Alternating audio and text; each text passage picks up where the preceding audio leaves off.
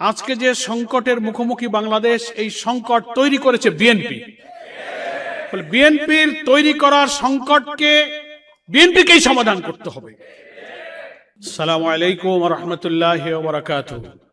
আমরা আজকের এই যে কিনোট পেপার প্রেজেন্ট করা হয়েছে, আলোচকরা এ পর্যন্ত যত চমৎকার তথ্য সমৃদ্ধ বক্তব্য রেখেছেন, তাতে জাতির কাছে, দেশবাসীর কাছে পরিষ্কার, আজকে যে সংকটের মুখোমুখি বাংলাদেশ, এই সংকট তৈরি করেছে বিএনপি।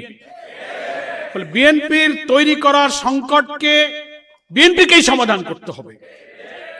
পার্লামেন্টে যে সংকট, যে বিতর্ক, যে তর্ক, যে আলোচনা হওয়ার সুযোগ আছে, আপনারা আমাদের মাননীয় বিরোধী দলীয় নেতা, বিরোধী দলের চিফ হুইপ সহ সকল এমপিদের কণ্ঠকে রুদ্ধ করার চেষ্টা করছেন বাকশালী কায়দায়। ফলে বাধ্য হয়ে আমাদের জনগণের রায়, গণভোটের রায় কার্যকর করার জন্য 5 কোটি মানুষ যে গণভোটে ভোট দিয়েছে, সেই জনগণের কাছে যাওয়া ছাড়া উই হ্যাভ নো অল্টারনেটিভ, আমাদের সেখানেই যেতে হবে। এটি আমাদের বিরোধী দলের নেতা বলেছেন। তবে আমরা অনুরোধ করব, জনগণের ভাষা বুঝুন। সংবিধান শুধু আপনারাই পড়েন না, আপনারাই বুঝান না, পার্লামেন্টে একেবারে বই উঁচু করে বলেন জুলাই সনদের সব অক্ষরে অক্ষরে মানবো, এই বিধি, এই ধারা। আজকে সংবিধান বিশেষজ্ঞ, রাজনৈতিক বিশ্লেষকরা চমৎকার করে আলোচনা করলেন। এটা মনে রাখবেন, সরকারি দলকে বলবো, আপনাদের বাইরে সিনিয়র আইনজীবী, সংবিধান বিশেষজ্ঞ, আইনজ্ঞ প্রচুর আছে। সেমিনার, গোল টেবিলের আলোচনার দিকে নজর দিন। আপনাদের বাইরে আছে এক বিরাট বাংলাদেশ, সেই বাংলাদেশ বলছে আপনাদের এখন রিয়ালাইজ করার সময় হয়েছে। কেবল গত পরশুদিন আইনমন্ত্রী, স্বরাষ্ট্রমন্ত্রী, চিফ হুইপ বসে বলেছেন, হ্যাঁ গণভোট যেহেতু হয়ে গেছে তাই এটা বৈধ। প্রথম বলেছিলেন গণভোট বৈধ না, সংস্কার পরিষদ বৈধ না, প্রেসিডেন্টের অর্ডার বৈধ না। তো কেবল একটা বলছেন হয়ে গেছে তো বৈধ হয়েছে। আপনারা মানুষের ভাষা বোঝার চেষ্টা করুন। মানুষের প্রশ্নের কি উত্তর দেবেন? জনগণ প্রশ্ন করছে যে মাননীয় প্রধানমন্ত্রী এখন যিনি ক্ষমতায় আসেন, নির্বাচনের আগে তিনি উত্তরবঙ্গে আবু সাইদ মুগ্ধর কবর জিয়ারত করতে গিয়ে তো শেষ পর্যন্ত গণভোটে হার পক্ষে ভোট দিতে বলেছে। মানুষ আমাদের প্রশ্ন করে, তাহলে প্রধানমন্ত্রী তো দেখলাম গণমাধ্যমে ভোটের দিন 12 ফেব্রুয়ারি উনি ভোট কেন্দ্রে ঢুকলেন।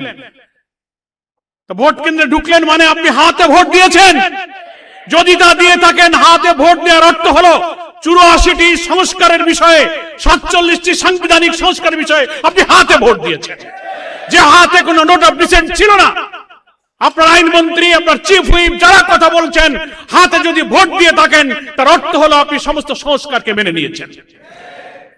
তা যদি মেনে নেন, তাহলে আপনি তার বিরুদ্ধে এখন কথা বলেন, ওটাকে অবৈধ বলেন, ওটা বেআইনি বলেন, তাহলে কি আপনি আপনার দেওয়া ভোটকে অস্বীকার করবেন?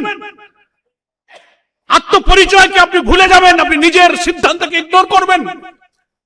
আর তা যদি না হয়, তাহলে আরেকটা পথ আছে, পার্লামেন্টে আপনাকে এসে বলতে হবে যে না, আমি হাতে ভোট দেইনি। জাতির কাছে সত্য স্বীকার করুন। পরিশেষে আমি বলতে চাই, যেহেতু আমাদের আসল নেতৃবৃন্দ পার্লামেন্টে যারা লড়াই করছেন, আর অনেক জাতীয় নেতৃবৃন্দ বক্তব্য রাখবেন, আমি এইটা বলে শেষ করতে চাই যে সামান্য জিনিস, এখনো ক্ষমতার 5 বছরের অনেক দিন বাকি। শুরুতেই আপনি যে সংকট তৈরি করেছেন, তা না করলে ইতিহাসের বড় শিক্ষা হলো ইতিহাস থেকে কেউ শিক্ষা নেয় না। আপনাদেরকে সেই শিক্ষা নিতে হবে। তা না হলে যারা এই কর্তৃত্ববাদী ফ্যাসিবাদী শাসনের দিকে দেশকে নিয়ে গিয়েছিল, তার পরিণতি থেকে আপনাদেরকে শিক্ষা নিতে হবে। জাতির সামনে এখন জ্বালানি সংকট, এখন হামের সংকট, দ্রব্যমূল্য, রেমিটেন্স কিভাবে কমছে। ক্ষমতায় এসে 1.5 মাস পারেননি, 42,000 কোটি টাকার মতো ব্যাংক থেকে আপনারা লোন করেছেন। সব জায়গায় আপনারা হাত দিচ্ছেন, অমুককে সরাও, অমুককে পাল্টা, অমুককে রিজাইন করো। আপনার অবস্থা দেখে মনে হয় সেই কর্তৃত্ববাদী ফ্যাসিবাদের দিকে আপনি ধাবিত হয়েছেন। সেখান থেকে ফিরে আসুন, এই সংকটের সমাধান করুন। আজকে 11 দলীয় ঐক্যের এই জাতীয় সেমিনার আয়োজনের এটাই উদ্দেশ্য, যে এই সেমিনারের যত বিদগ্ধ আলোচক যে মেসেজ দিলেন, আপনি কেবল বলেছেন হ্যাঁ গণভোট যেহেতু হয়েছে তাই বৈধ, তো এখন বলুন সংস্কার পরিষদ যেহেতু প্রেসিডেন্সিয়াল অর্ডার হয়েছে এটাও বৈধ, পরিষদের বৈঠক ডাকুন এবং জুলাই সনদকে বাস্তবায়ন করুন। সকলকে ধন্যবাদ। আল্লাহ হাফেজ। বাংলাদেশ জিন্দাবাদ। 11 দলীয় ঐক্য জিন্দাবাদ।